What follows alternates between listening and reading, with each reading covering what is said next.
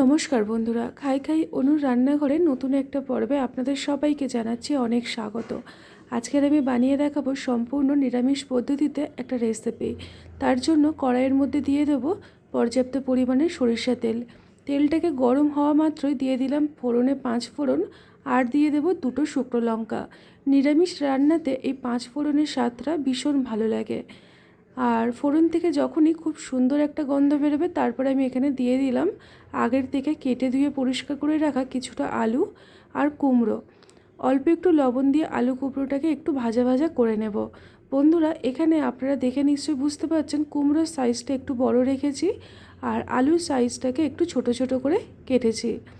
এখন আমি সমস্ত কিছু খুব ভালো করে ভাজা ভাজা করে নেব। মোটামুটি 2 থেকে 3 মিনিট মিডিয়াম আঁচে রেখে ভাজবো, তাহলে সবজির কাঁচা গন্ধটা কেটে যাবে। ঠিক তারপরেই অ্যাড করে দিলাম আগের থেকে কেটে রাখা একটা গোটা ঝিঙে। ঝিঙেটাকে বন্ধুরা এই রকম গোল গোল করে কেটে নিয়েছি। আর দিয়ে দিলাম একটা গোটা ছোট্ট সাইজের বেগুন। এই রেসিপিটি বন্ধুরা আপনারা নিজেদের পছন্দ মতো যে কোনো সবজি অ্যাড করতে পারেন। এখানে আপনারা পটলও ব্যবহার করতে পারেন, তবে আজকের আমি আর পটল ব্যবহার করলাম না। সমস্ত সবজিগুলোকে তেলের মধ্যে কয়েক মিনিট ঢাকনা দিয়ে ভেজে নেব। এইভাবে যদি রান্না করা যায় যে কোনো রান্না কিন্তু স্বাদ মুখে লাগে থাকার মতো তৈরি হয়। আমি এখানে মোটামুটি 2 থেকে 3 মিনিট কম আঁচে ঢাকনা দিয়ে রেখে দিয়েছিলাম। তারপরে ঢাকনাটাকে খুলে আবারও খুব ভালোভাবে নাড়িয়ে চাড়িয়ে নেব। বন্ধুরা, রেসিপিটি ভীষণই টেস্টি হয়। সম্পূর্ণ নিরামিষ পদ্ধতিতে বানিয়ে দেখাবো।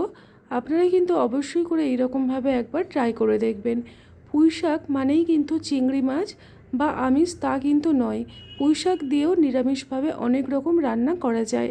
আমি এখানে পুঁই শাক ব্যবহার করলাম। আপনারা পুঁই শাকের পরিবর্তে লাউ শাক বা কুমড়ো শাকও কিন্তু ব্যবহার করতে পারেন।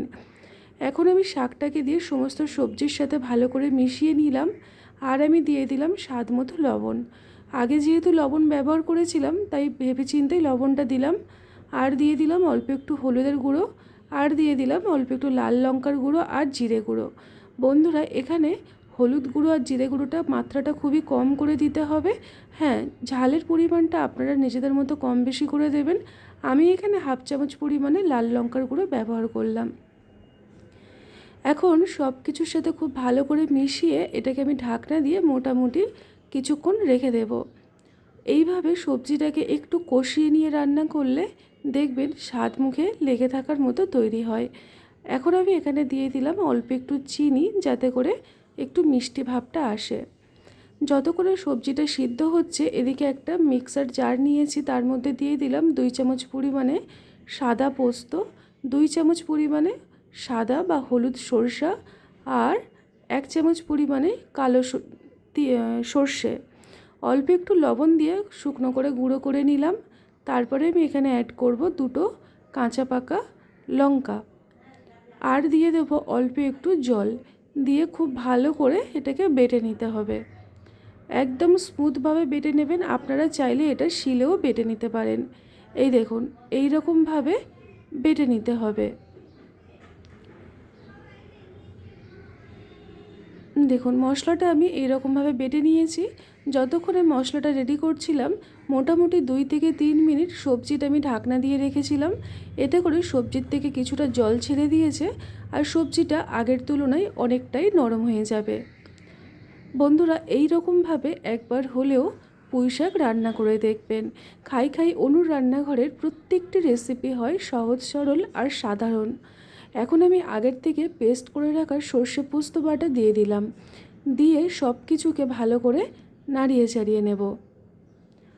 যেহেতু সর্ষে আর পোস্ত আছে, খুব একটা বেশিক্ষণ কিন্তু আর কষাতে হবে না। এখন আমি এর মধ্যে দেব ওই মশলার বাটিটা ধুয়ে অল্প একটু জল।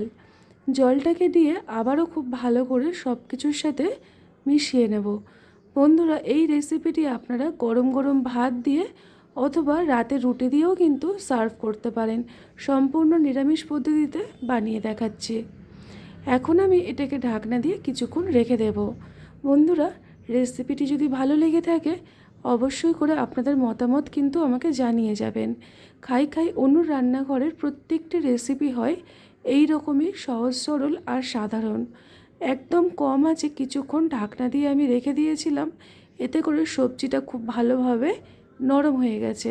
কিছুটা আলু আর কুমড়ো আমি একটু ঘেঁটে দিলাম, আর একটু পুঁই শাক আপনাদেরকে দেখাচ্ছি। ডাঁটাগুলো দেখুন কত সুন্দরভাবে নরম হয়েছে। এই রেসিপিতে এক্সট্রা করে আর জল দেওয়ার প্রয়োজন পড়ে না। আমিও এখানে জল ব্যবহার একদমই করিনি। আপনারা দেখুন কতটা পরিমাণে জল বেরিয়েছে। তবে এই রান্নাটা একটু শুকনো শুকনো হবে, সেই কারণে জলটাকে একটু শুকিয়ে নিতে হবে। গ্যাসের আঁচটাকে জোরে করে দেব, দিয়ে মোটামুটি 2 থেকে 3 মিনিট সময় নিয়ে একটু শুকিয়ে নেব। এই রান্নাটা একটু মাখা মাখা থাকবে, আর ভাত দিয়ে আপনারা মেখেই খেতে পারবেন।